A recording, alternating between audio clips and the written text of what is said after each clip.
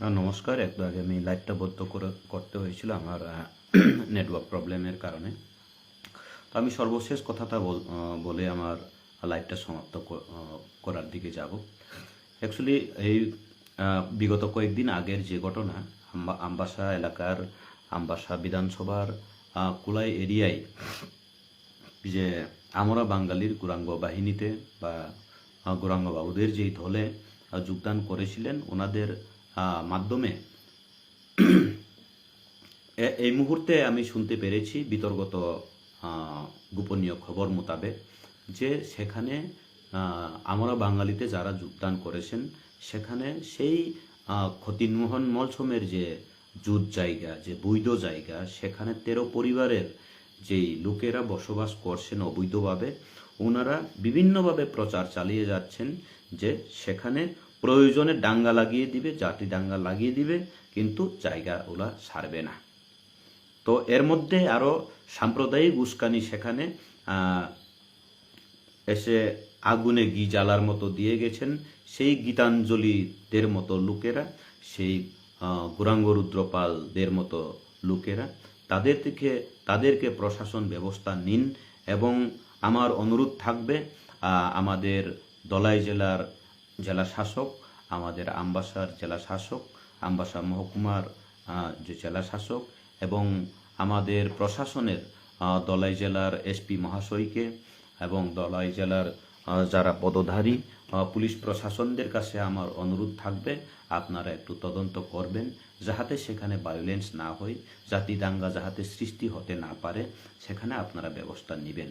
কেননা আমি গোপনীয় সূত্রে জানতে পেরেছি সেই আমরা বাঙালিদের কিছু সমর্থনদারীরা বা যারা অবৈধভাবে যারা বৈধ নামদারি লোকেদের জমিনে যারা বসবাস করছেন তাদের ধারা জাতি দাঙ্গা লাগানোর একটা প্রচেষ্টা আমরা বাঙালি দলের সেই গৌরাঙ্গ রুদ্রপালরা প্রচেষ্টা চালিয়ে যাচ্ছেন। আর সেখানে শক্তি জুগিয়ে যাচ্ছে সেই চন্দন চ্যাটার্জিদের মতো লোকেরা। আপনারা তদন্ত করুন। রাজ্য সরকারের কাছে আমার অনুরোধ থাকবে, পুলিশ প্রশাসনের কাছে আমার অনুরোধ থাকবে, গোয়েন্দা বিভাগদের কাছে আমার অনুরোধ থাকবে। এই ত্রিপুরা রাজ্যকে যদি শান্ত রাখার চেষ্টা করি, আমরা সকলে মিলে যদি অন্যায়ের বিরুদ্ধে রুখে দাঁড়াই, তাহলে সেখানে এমন সাম্প্রদায়িক জাতি দাঙ্গার সৃষ্টি হওয়ার কোনো মানেই থাকবে না বা সেখানে উৎপত্তি হবেই না। কেননা চন্দন বাবুদেরকে আমি বিগত দিনেও বলেছি, একজন ভারতীয় হিসেবে, আমাদের ত্রিপুরা রাজ্যের নাগরিক হিসেবে ওনাদেরকে দ্রুত তদন্ত করে আমি আমাদের জাতীয় পতাকা, আমাদের ভারতীয় জাতীয় পতাকার তেরঙ্গাকে ওনারা যে কাঞ্চনপুরের নাগরিক সুরক্ষা মঞ্চ বলে একবার মঞ্চ তৈরি করেছিল, সেই মঞ্চ পায়ের নিচের পর্যন্ত সেই তিরঙ্গার রংটাকে ওনারা ব্যবহার করে পায়ের নিচে অসম্মান করেছিল, সেই ব্যক্তিটাকে দ্রুত দেশদ্রোহী আখ্যা দিয়ে অ্যারেস্ট করা হোক।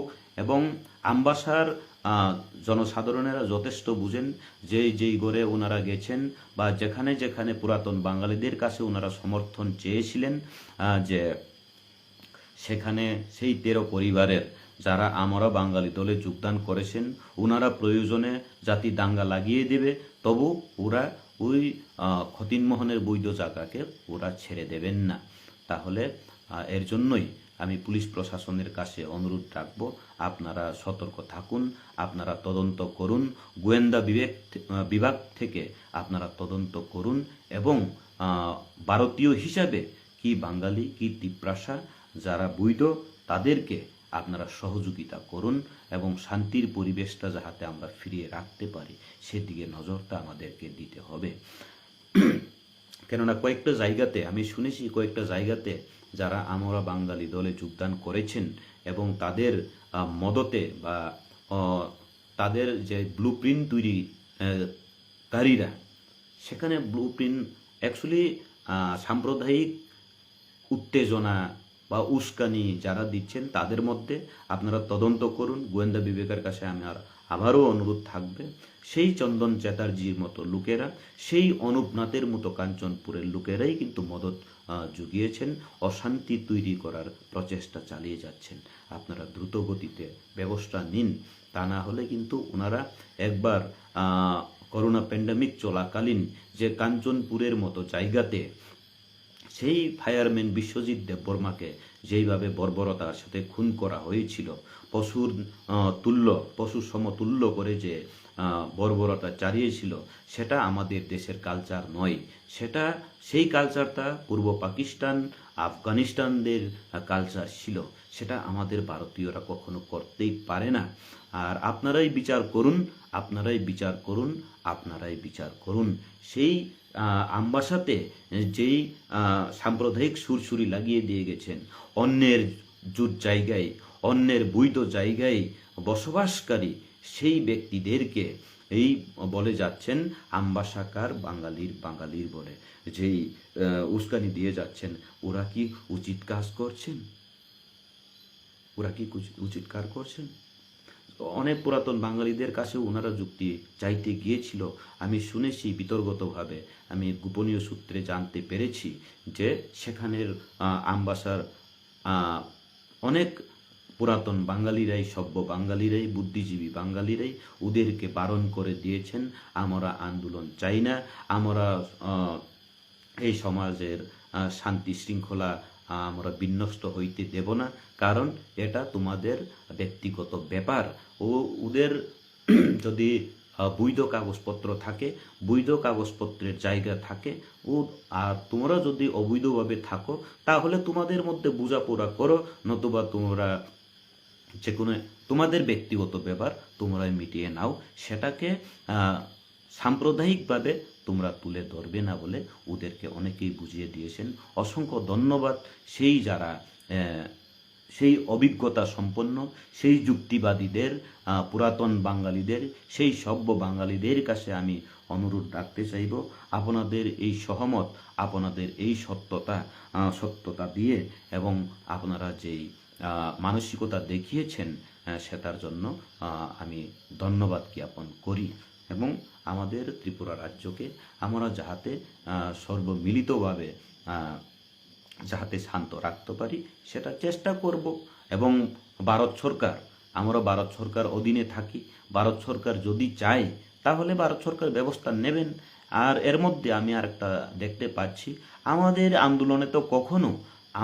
আন্দোলনে কখনো বাঙালিদের বিরুদ্ধে একটা আওয়াজ উঠেনি, বাঙালিদের বিরুদ্ধে আমরা কখনো বলিনি, বাঙালিদেরকে বিতাড়ন করতে হবে এমন স্লোগান আমরা তুলিনি।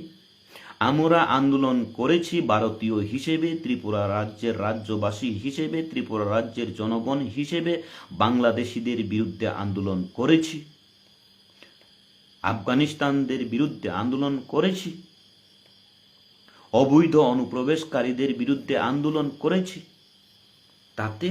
তাতে কিছু সংখ্যক লোকেদের মনে কেন এত জ্বালা?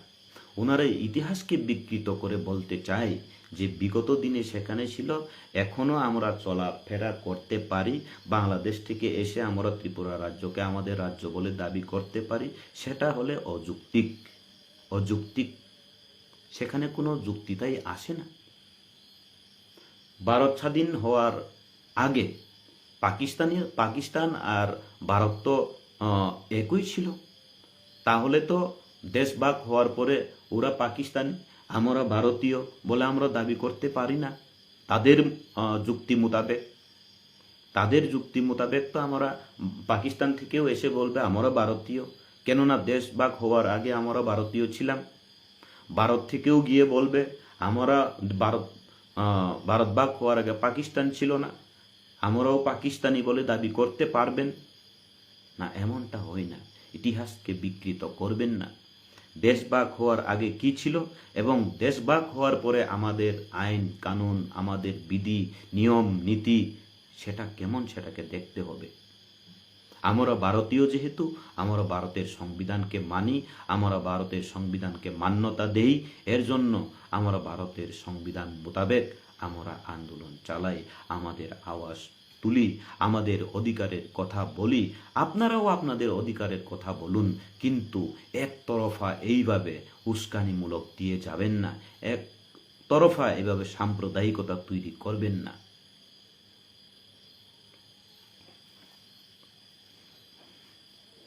সর্বশেষ এই কথাই বলতে চাইব, সত্যতাকে যাচাই করুন, সংবাদ মাধ্যম সত্যতাকে সম্প্রচার করুন, জনসমক্ষে তুলে ধরুন, সত্যতাকে স্বীকার করার মতো লোকেদেরকে যুক্তিসঙ্গতভাবে যুক্তিগত ন্যায় বিচার করে দিতে আপনারাও সহযোগিতা করুন। সবারই শান্তি কামনা করি। আমার লাইভ আজকের মতো এখানে সমাপ্ত করছি। সামনের দিনে প্রয়োজনে আবার আসবো। অসংখ্য অসংখ্য ধন্যবাদ।